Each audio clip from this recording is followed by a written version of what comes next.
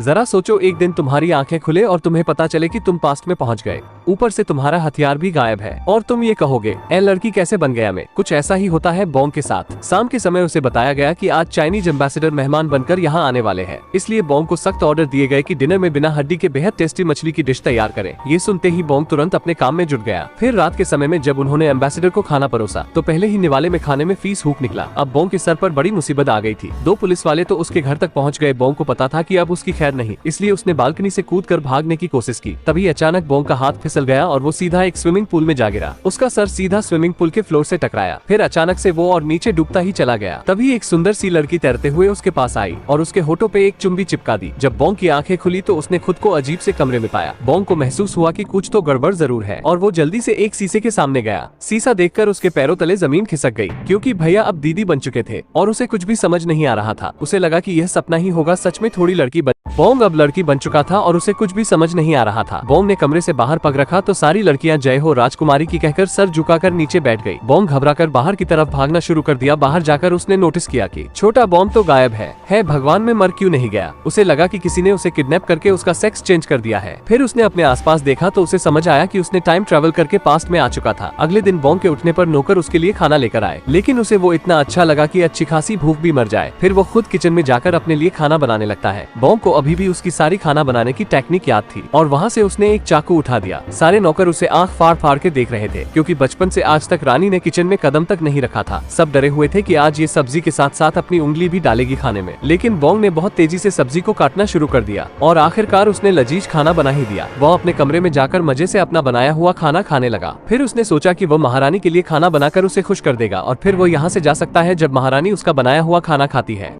रानी ने दिमाग लगाया कि महारानी ने चिप्स तो कभी नहीं खाए होंगे। उसने आलू की पतली स्लाइस काटकर एक स्टिक पर लगाई और उन्हें डीप फ्राई कर दिया। मेहमान चिप्स देखकर ज्यादा खुश नहीं हुए, क्योंकि वो तो शाही खाने की आस लगाए बैठे थे। जब महारानी ने बोंग के बनाए चिप्स खाए तो सब उनके दीवाने हो गए। अगली डिश बोंग के लिए और भी मुश्किल थी। उसने वेजिटेबल बर्गर बनाया और साइड में टमाटर रख दिया। उसने इस डिश को मैकडोनल्ड नाम दिया। हम इसे सस्ता मैकडोनल्ड भी बोल सकते हैं। और ये भी सबको इतना अच्छा लगा कि सारे मेहमान उंगली चाटते रह गए। बोंग ने दावत को बर्बाद होने से बचा लिया था। महारानी उसकी काबिलियत और सूझबूझ से बहुत खुश हुई और उसने बोंग से अपना इनाम मांगने को कहा। बिना वक्त गवाए बोंग ने तालाब को फिर से भरने की मांग की। महारानी ने उसकी बात मान ली और नौकरों को काम पे लगा दिया। लेकिन 19वीं सदी में इस काम को करने के लिए कोई मशीन तो थी नहीं। नौकर दूर के कुएं से बाल्टियां भर भर के तालाब में डाल रहे थे। बोंग परेशान हो गया था, क्योंकि इस काम में बहुत टाइम लग रहा था। कई महीने बीत गए, लेकिन तालाब में अभी भी ना के बराबर पानी था। वो इंतजार करते करते थक चुका था। तभी अचानक जोरदार बारिश शुरू हुई और धीरे धीरे तालाब भरने लगा। कुछ घंटों बाद पूरा तालाब भर गया और बोंग ने एक पत्थर पर अपना नाम लिखकर पानी में कूद गया। कहानी की शुरुआत की तरह वो अभी पानी में डूबते ही जा रहा था। आंखें खुली तो खुद को हॉस्पिटल में देखकर वो हैरान रह गया। एक पुलिस ऑफिसर कुछ ही दूर सो रहा था। उसे लगा कि खाने में वो फिश हुक मिलने की वजह से उसे गिरफ्तार करने वाले हैं। उसने धीरे से वहाँ से रफू चक्कर होने की कोशिश की, लेकिन ऑफिसर इन मौके पर उठ गया और तेजी से उसका पीछा करने लगा। बोंग उससे तो दूर आ गया, लेकिन सामने से दो और ऑफिसर ने उसे घेर लिया। किसी तरह बचते बचाते वो एक लाइब्रेरी में गया, जहाँ उसने हिस्ट्री की एक किताब ढूंढी। वो 19वीं सदी की जोशी और डायनेस्टिक की कहानी पढ़कर हंसने लगा, क्योंकि वो भी अब इतिहास के पन्नों में दर्ज हो चुका था। लेकिन उसी वक्त पुलिस वाले भी वहाँ आ पहुँचे। बोंग ने एक बार फिर से वहाँ से भागने की कोशिश की, लेकिन एक ऑफिसर ने उसे बताया कि वो उसे पकड़ना नहीं चाहते। पता चला कि उसके टाइम ट्रेवल की वजह से प्रेजेंट भी बदल चुका था। अब पुलिस उसे पकड़ नहीं रही थी, बल्कि उसे सिक्योरिटी दे रही थी। आखिरकार वो एक सड़क पर खड़ा सोच रहा था कि कैसे इतिहास के एक छोटे से बदलाव से भविष्य पर इतना असर पड़ जाता है। दोस्तों, अगर आपको मौका मिले बीते हुए कल में जाकर किसी भी चीज को बदल सकते हैं, तो वो क्या होगी, कमेंट्स में जरूर बताना। इसी के साथ यह स्टोरी भी यहीं पर एंड हो जाती है।